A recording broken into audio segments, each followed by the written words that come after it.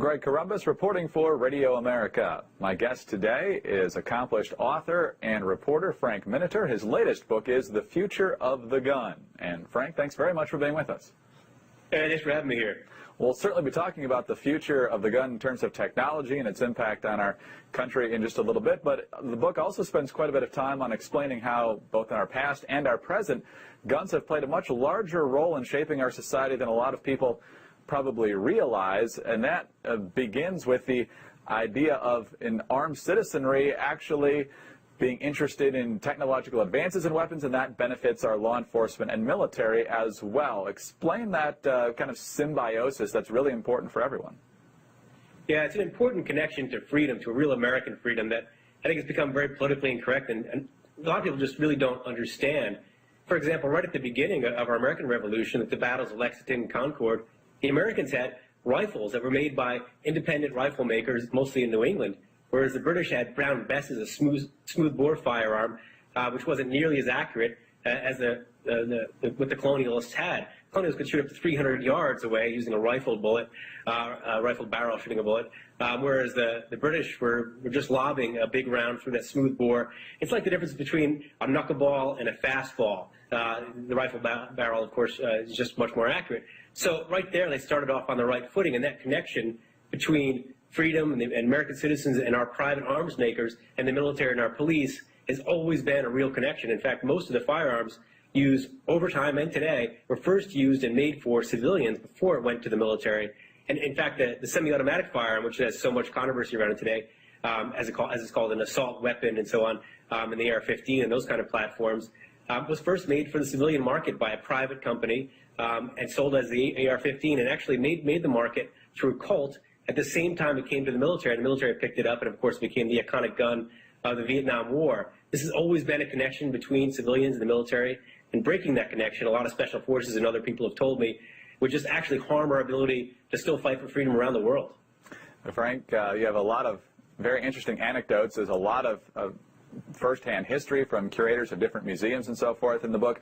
You also do a ride-along with a sheriff in Maryland, around Salisbury, Maryland, and he kind of puts a very different spin on the debate over whether only law enforcement should have guns in this country. He says absolutely not. Explain why an armed citizenry is something that law enforcement actually is very much in favor of. Yeah, that Sheriff Mike Lewis, he actually started the first drug interdiction unit in Baltimore over 30 years ago, and was responsible for running that unit and still trains that unit. Now, of course, he's a sheriff. And I asked him, in all those years and all the bad guys you've arrested, have you ever arrested a good guy with a gun who used that gun illegally? And he thought about it and he said, you know, actually I haven't. Every single time I've arrested somebody that's been prosecuted and found guilty, they always had that gun illegally.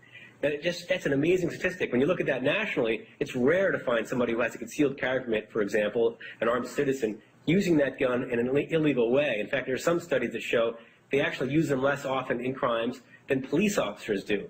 So it's, you know, those are small samples, so it's hard to say that exactly, but that's how really safe they are. But yeah, Sheriff Lewis showed me that dichotomy between the illegal gun culture and the legal gun culture in a very graphic way. You also talk in the book about how many different sheriffs in New York State are simply refusing to enforce different parts of the SAFE Act. That was the major gun control legislation passed in the wake of the Sandy Hook shootings. We've heard the same thing about certain sheriffs out in Colorado in the wake of those gun control laws as well. Talk about that to some extent and how that's framing the debate. Yeah, a majority of sheriffs in New York, Colorado, and in Maryland are all opposed to those new laws that have been passed that are gun bans on the average citizen who just wants to own firearms.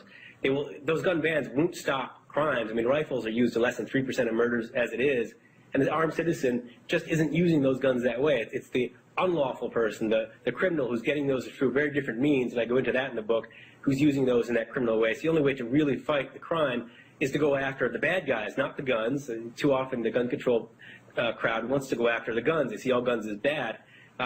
Actually, that doesn't work. What works is going after the bad guys. And that's what those sheriffs do. Those sheriffs are elected. They're listening to their constituents, and they're speaking from that basis.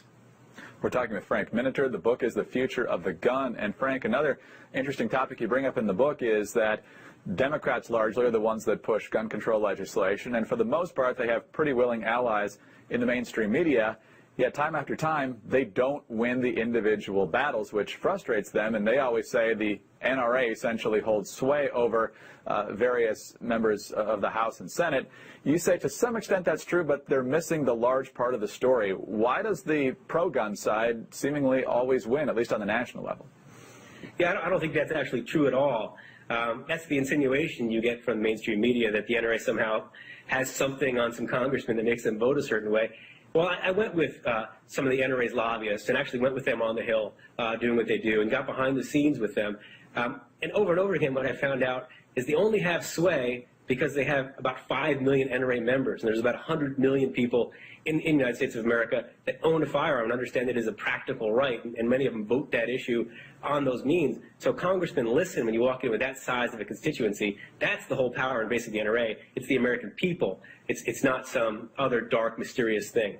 Let's talk about the media a little bit more, because you have some fascinating conversations in here, one with Stephen Hunter, longtime movie reviewer, actually with the Washington Post, who's had a conversion on the Second Amendment, and also one of the original founders of CNN, who certainly had a change of heart on the issue as well.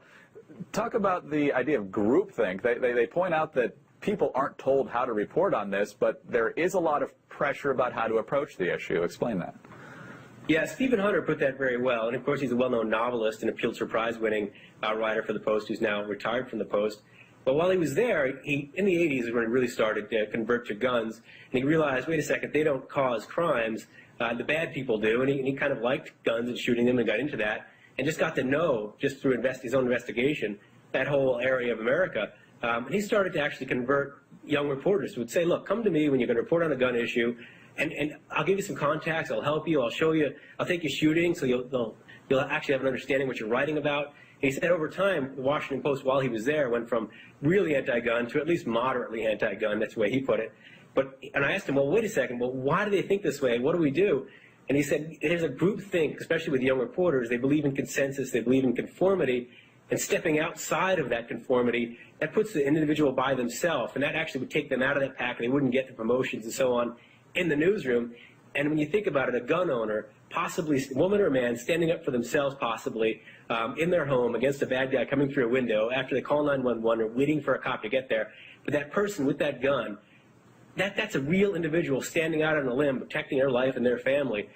That sort of individualism is hard for a consensus reporter who's used to conformity and going along with a group's values to stomach. He said only the most brave can actually look at that and understand it. Frank, as the title suggests, you also spend a lot of time in this book talking about the future of the gun, literally. You talk about the evolution of the pistol and semi-automatic weapons and rifles and that sort of thing. You also kind of take a look into the future with different ways that triggers are being manufactured these days, being able to tag your targets through technology, 3D printing and that sort of thing. So where do you think it's headed, and what's going to be that larger impact on our society, assuming we head in those directions? Yeah, it is, especially on the high end of guns. Right now, a lot of young engineers are looking at firearms and saying, wait a second, this is mostly a 19th century and early 20th century invention of steel cut on lathes, combined with wood, and then later with polymer. But I can take all these other technologies with a program that was used SolidWorks. It's a CAD program where they can build stuff on screen. And they can take all these other technologies, start to infuse them and make these guns smarter, more ergonomic, and just better. So over the last few decades, since the Glock revolution, we've seen guns that can fit everyone's hand. You can find grips and so on that'll fit your hand based on your caliber of choices, and they're more ergonomic. The saviors in better positions. Guns have just gotten safer and safer because of this. And now we're starting to see electronics embedded into guns. And the smart gun controversy is out there, and that's a piece of that whole thing, where the gun can actually recognize a user and then not work for someone who's not authorized through that gun to use it. That's very controversial because the anti-gun movement wants to make that mandatory, and by making it mandatory, they make every gun now available illegal, because there's only 2 guns that are now smart guns coming to market, and that technology really has to be vetted and find its place in the marketplace and find those niches to fill them. But I don't like to get lost in that spot, because that's only a small piece of the future of the gun. It's really that integration of the electronics into the trigger systems through the optic systems that really is the future of the gun. And do you think that'll be the next battleground, what you mentioned in terms of the political side of this, over mandatory smart guns, or where do you think the next battleground is going to be? That is the battleground right now. The anti-gun groups want it made mandatory. They see it as a great way to ban a lot of guns and then to control them. In fact, Attorney General Eric Holder had a conversation on this with one of the makers of one of the smart guns, Bill Gentry of Kodiak Arms. He makes the IntelliGun out of Salt Lake, Utah. He uses a biometric scanner on the grip of a 1911 pistol to recognize you. He had a conversation with him, and Holder was going on about possibly using the government being an authorizer and this kind of control. And Bill Gentry said, wait a second, Mr. Holder, if you try to mandate my technology, I will burn it down. That's the level that this is separating between gun owners and those who understand this topic, and some on the government side who see this as an effort to control it. Frank, fascinating stuff, and I'm sure you'll be right in the thick of the debate as it continues on this and other fronts. Thank you very much for your time today. We appreciate it. Hey, thanks for having me. Frank Miniter is an accomplished reporter and author. His latest book is The Future of the Gun. I'm Greg Columbus reporting for Radio America.